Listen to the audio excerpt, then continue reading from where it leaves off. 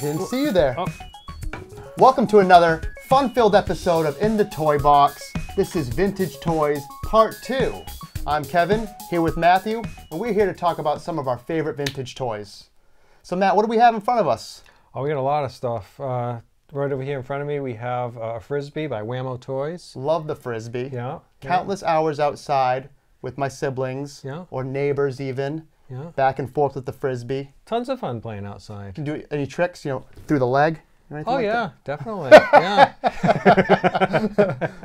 Yeah, I like some of the smaller stuff we have in front of us, like Play-Doh, right? Right. I actually made a little snowman. Well, he's a red snowman. He's a hot snowman. Yeah. Yeah. And I just just fiddling with this stuff, just getting like the feel of it, just kind of remembering. Yeah. Being as a kid playing with Play-Doh. It's interesting. It's not. It's softer than like clay. Yeah. You know what I mean? And it has that smell. I think everyone at home knows. You see this stuff, you have that nostalgic smell come right back to you. You know? Yeah. And I know memories change, but I kind of remember it not being as soft as this. I thought. Really? I thought it was had a little more like texture or something. Yeah. I feel like it's always been fairly soft, but yeah. I get what you're saying. Right. You know, it feels more like silly putty.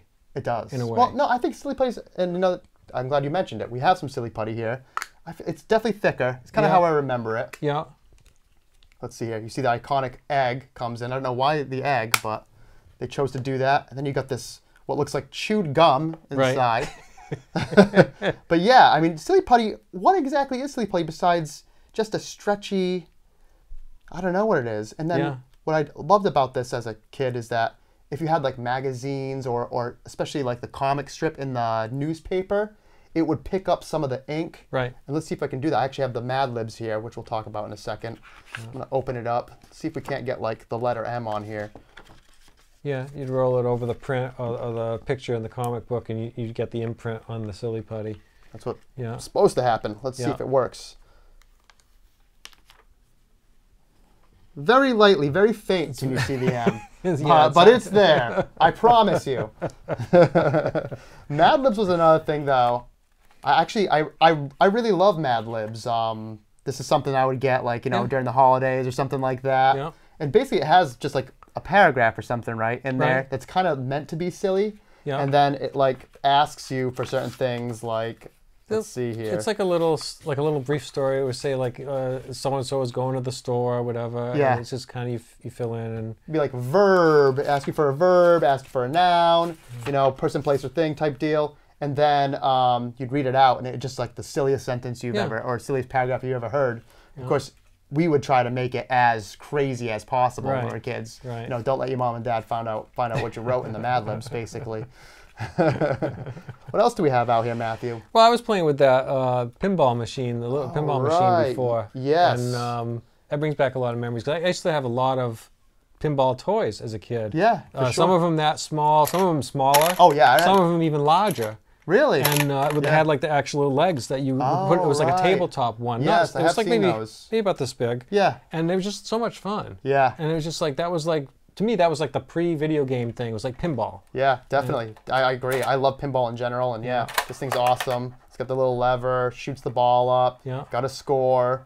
I remember even having ones that were just basically kind of like handheld, like really small, and you didn't have even like a pulley thing on it. You would just kind of, and try to get it in the score, the areas with the highest score too. Right. But yeah, this one is a space race themed one. Very neat. It's got a score.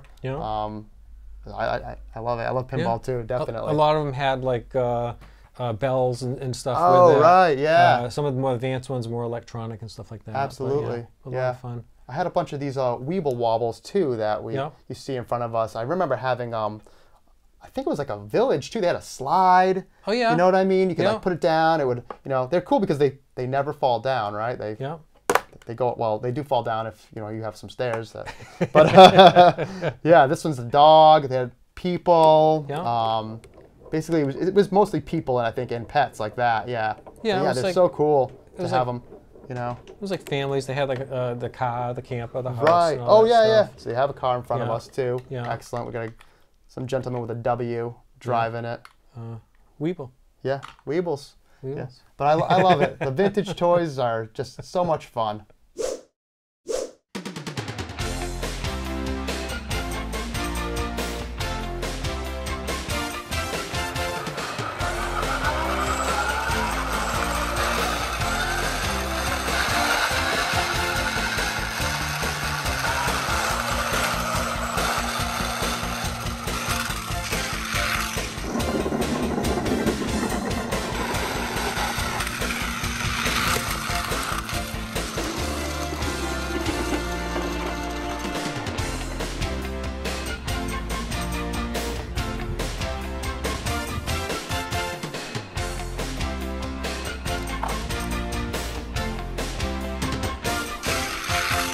good afternoon, and welcome to a special event, a stunt show with Evel Knievel. We're here with Evel Knievel. He will be performing a stunt jump over 3 super large vehicles. Standing by are firemen and paramedics just in case. Evel, who is that wearing that blue uniform sitting on that motorcycle? That's my son, Robbie. He's also a great stuntman.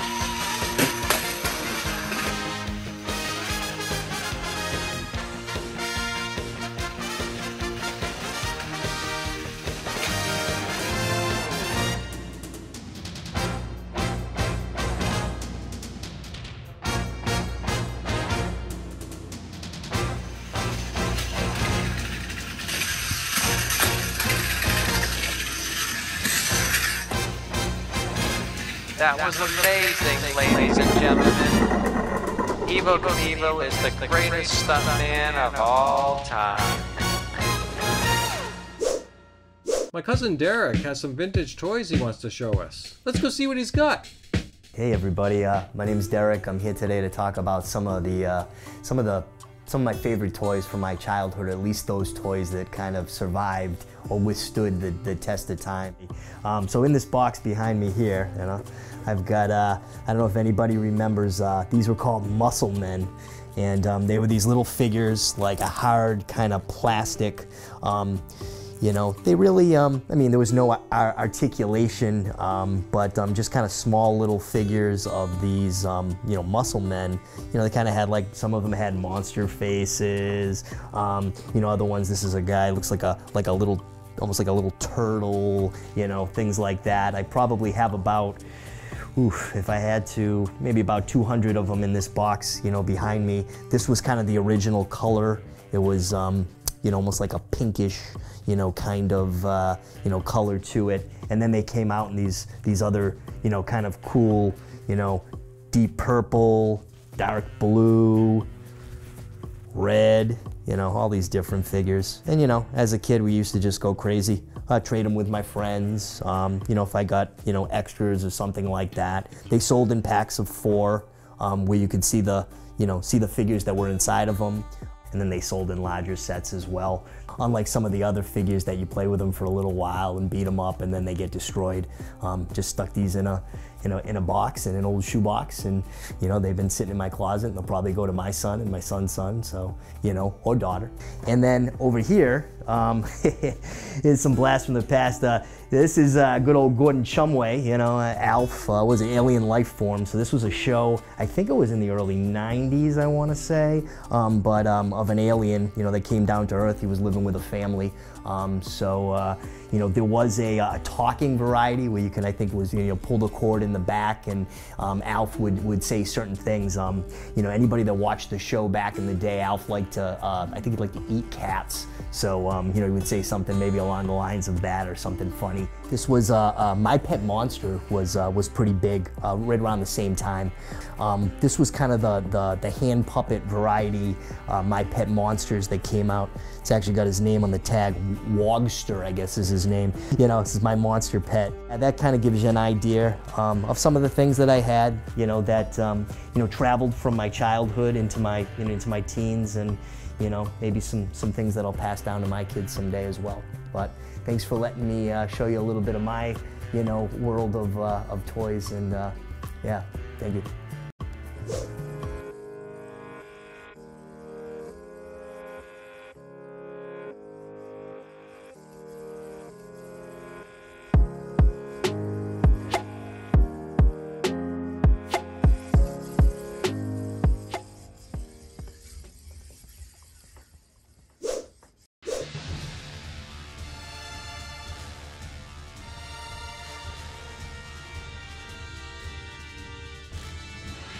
Ideal's Star Team.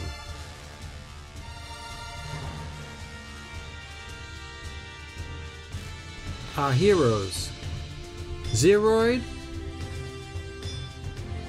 and Zem-21. The villain, Knight of Darkness. Star Wars toys were not available by Kenner until 1 year after the release of the Star Wars film in 1977.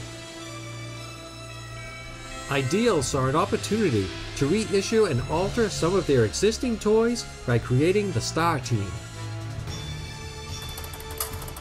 The UFO known as Starhawk was piloted by a Zeroid. It featured a wind-up hatch with a release lever, and the Zeroid featured flashing lights.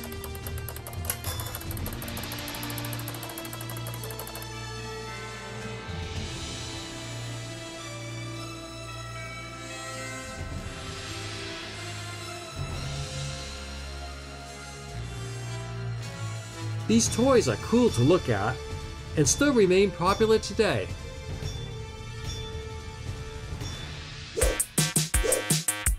So we're standing in front of one of Nathaniel's unique dollhouses here. Nathaniel, can you tell us a little bit about what we're standing in front of? Yeah, so this is one of my most recent designs. So this house was completely designed by me and then constructed by myself and my team. So every room is planned out in terms of color schemes, wallpaper, flooring, furniture, upholstery, curtains, pillows, everything is coordinated. So when I do a dollhouse, I think of it like a real design job for a real house. So we went room by room and made sure we made sure that the flooring matches the wallpaper, and here we've got a white-on-white kitchen. You'll notice we have working lights in every room. These are actually battery powered, which is great. We did hallways. These are custom stairs that we built. Over here, this is the living room. More working lights. We did a couple bedrooms. There's one here. These beds are hand-dressed with hand-sewn pillows and bedding. Another bedroom here. We've even got this cool little chess set here. Excellent. And then up here we have a bathroom, hallway, and bedroom. But just to give you an example, here's one of the pieces in the bathroom. This is a double vanity sink. Wow. And this was handmade by someone, and the fixtures are actually 3D printed. The most fun that I have is the design stage. So before we start constructing everything, I lay everything out and kind of create a vision board, but on a table, on a flat surface. And I make sure that everything coordinates, not just the room, but the whole house. Yes. Because I think it's more pleasing to the eye when the whole thing coordinates. It flows. Yeah. You know, it looks like a house that someone would move into. And like you said, you are an interior designer by trade as well, right? Yeah. And you've nailed it. You've knocked it out of the park on this one, I'd say. Thanks. Yeah. I've made my living doing real homes, and I pinch myself that I get to now make my living doing miniature homes. So one thing that is interesting about our houses is our customers sometimes will get a house empty. Yep. Sometimes they'll get it partially furnished, or sometimes fully furnished. But I love to help people decorate their house. Right. So we offer complimentary design services with our dollhouses. And it seems like dollhouses are your thing. Yeah, I've actually turned dollhouses into a living. This started off as a hobby 21 years ago, but 13 years ago I turned it into a business. But I never thought I'd be running the largest dollhouse shop in the world. But here I am. That's fantastic. Can you give us an idea of the actual scope, like how many dollhouses you have here? So I usually have anywhere from 100 to 150 dollhouses in stock, and I have about 30,000 pieces of furniture and accessories. Holy moly. Now, what got you into dollhouses in the first place? So when I was 7 years old, I remember seeing a dollhouse at an antique shop, and it looked real. It had everything that a real house has. And I was just fascinated. So I wanted a dollhouse growing up my entire life. And when I was 18 and I had some of my own money from working, I started collecting them. And I started off with 2 dollhouses. I eventually had 30 dollhouses in my private collection. Wow. And then I said, I'm going to turn this into a business so that I can keep rescuing dollhouses. But really what it's about for me is a love of old homes and a love for interior design. I get that. It shows in all the stuff that you have here. I think what attracts people to the house initially usually is the outside. Like, oh, this is the style house I want. And then they'll check the interior and see if it's up to par with what they're thinking. But this is called Flip This Dollhouse. So most of my customers buy a house and they make it their own. Yeah. They pick out their own paint color. They might get a new front door. They pick out all the furniture. And that's the fun of the hobby, is picking out everything that you want in your house and setting it up. It's a fantasy. You get to have that house that you wish you had in real life, but in miniature.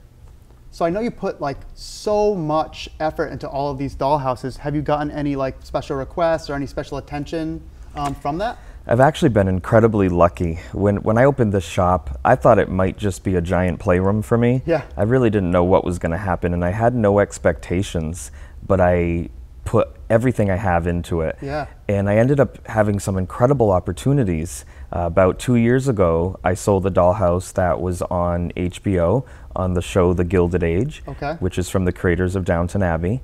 That was the first exciting thing that happened. That is exciting. Right, and then I had Disney came here and purchased dollhouses for a show called The Fatal Flaw, which you can watch on Hulu. Okay. And every episode of the show features one of my dollhouses fully staged by me.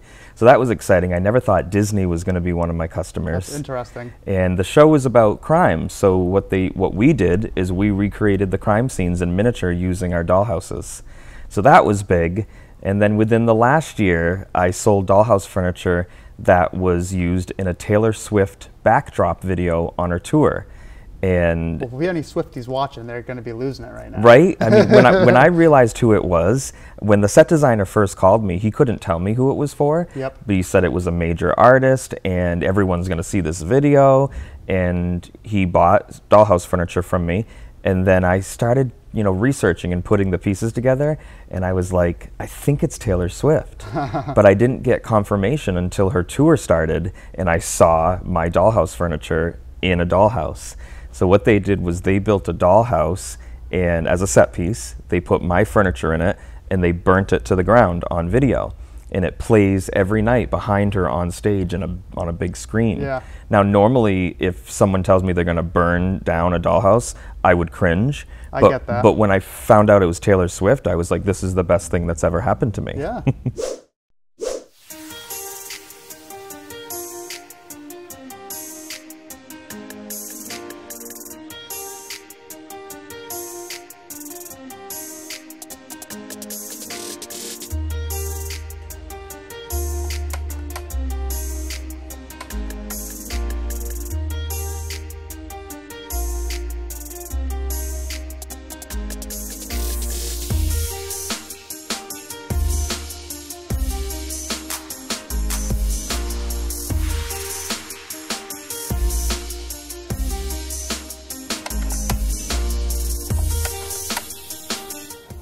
Matthew, let's take a look at some of our favorite vintage toys.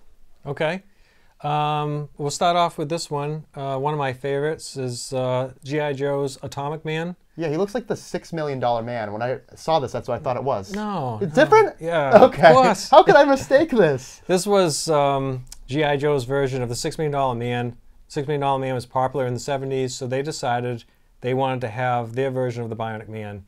He has a, I guess you can call it like a bionic leg. Yeah. Bionic arm. And then this one, with the action figure, you cannot look through the eye, but it does have a hole at the top of his head to let light come through, so you can actually see his eye, I guess, glow in a way, I guess. Yeah, if you have like a flashlight or just a light that's overhead, you see it. It almost makes it look like it's lit up. Yeah. It's neat to see all the gears in his leg and his arm. Right. It definitely looks like the $6 Million Man, but like you said, I guess the toy was doing so well that G.I. Joe was like, let me get in on that. I mean, as a kid, I had $6 Million Man toys. I wasn't really looking for more, but I mean, I guess if you didn't have $6 Million Man, you were a G.I. Joe fan, I guess this is where you'd go. Do you think that the $6 Million Man is a little better in the terms of the toy? It's totally different. The $6 Million Man action figure is taller. The body style is very different.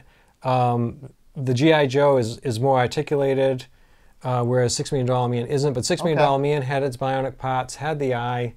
Had some features that were kind of cool. It was more tailored for the show, obviously. It looked like Lee Majors. Yep. So, but yeah, totally different figures, I would say. Yeah. Yeah. Yeah. Well, I know that I have some toys in front of me that kind of remind me of something that you would get maybe like on Easter or around Christmas time. Yeah. Just one of those toys that are timeless. Like Jacks, you know, an excellent game to play. I never really knew how to play it, but you bounce the ball, you pick up some Jacks, you know. This puzzle here that I have in front of me, I feel like everyone's gotten something like this before. Oh, yeah. One of those things that you kind of like, you move around, you try and get the picture right. This is supposed to be a fish, if you can believe it.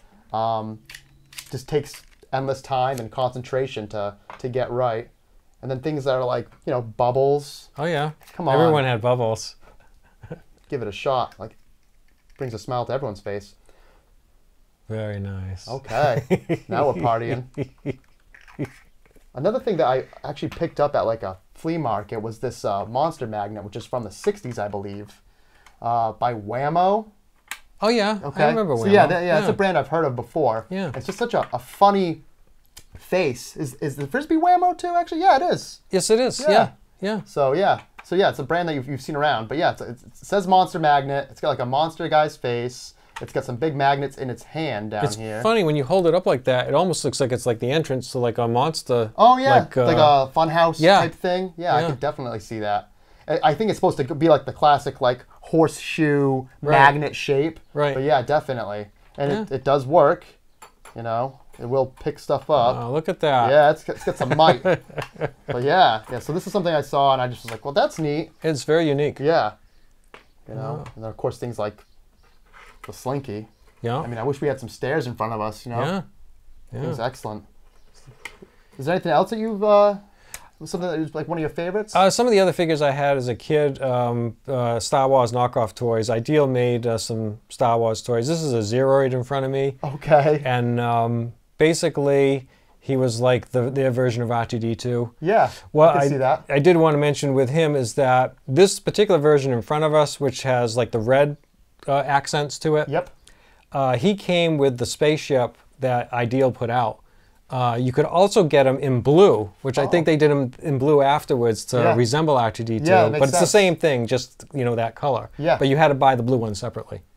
Well, it's neat. I like the that you have a kind of a knockoff of Star Wars, and not necessarily a knockoff because it is G.I. Joe. Right. But it's kind of the call, the answer to. I know. Everyone wants to get in on everyone else's success. All right. Well, stay tuned for some more vintage toys.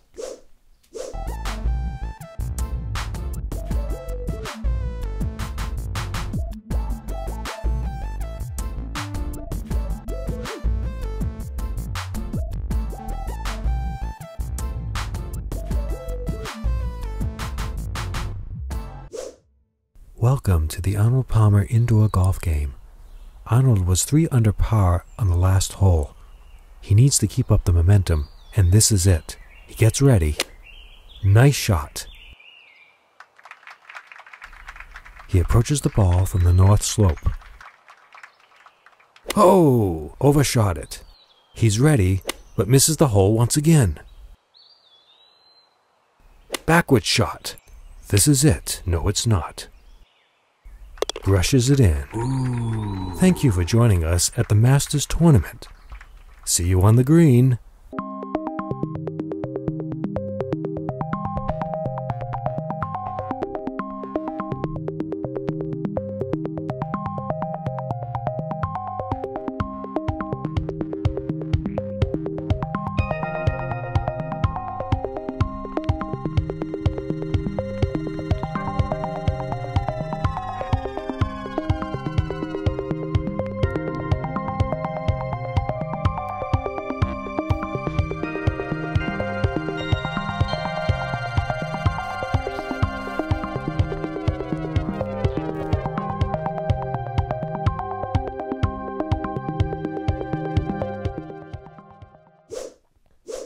Matthew, let's get into a couple of vintage classics we have in front of us. Sure. So I noticed these in front of us, these war heroes. They're like a smaller Mego style figure. They are. They're war heroes from World War II. front of us we have the Sailor and also the Marine. Okay. They're very similar to Me-Go. They're like a Me-Go knockoff. Yep. A little bit smaller. The Me-Go size figures were 8 inches. These are probably like 7 or a little bit, not really 6. They're bigger than 6. I'd say maybe 7 inches. It's definitely smaller than Amigo, though. Yes. Same articulation, same style. The clothing, the cloth accessories. clothing, yeah, accessories. Really nice display. I had those as a kid. They're very cool figures to play with, and I used to have one of them. I used to pretend he was G.I. Joe's son because he's got the camouflage clothes on. Excellent. In the 70s, with G.I. Joe switching from their military to adventure, gotcha. Mattel wanted to do the same thing. Yeah. So they came out with the Big Jim Wolf Pack. Yeah, I know. The Wolf Pack is supposed to be these crime agents that, you know, they're supposed to be these cool figures and everything. Yep. And they had some cool vehicles. This was one. This camper was called the Beast. Okay. And it's just typically a camper, but they kind of like jazzed it up. They got the insignia of the wolf on top of the hood. It's got lightning bolts on it. Exactly. Yeah. And, so what do we have for features in this camper? The camper opens up in the back, the tailgate and the top lifts open. So tailgate makes kind of like a step to get into it. It's clearly got a bed up top, at the very top of it. Right. I think on the interior I saw a sink. Yep. A stove. Yep. A CB radio. That's correct. Maybe even a place to sit, like a little seating area. And accessories, they'll give you some pots and pans and stuff like to put on the stove as well. The Big Jim's Wolf Pack really knew how to chill out, I'll tell you. That's right. And there were other vehicles in the line as well, but we happen to have this one. There's also a winch in the front. Yep, a tow winch with a way to reel it in. Yeah.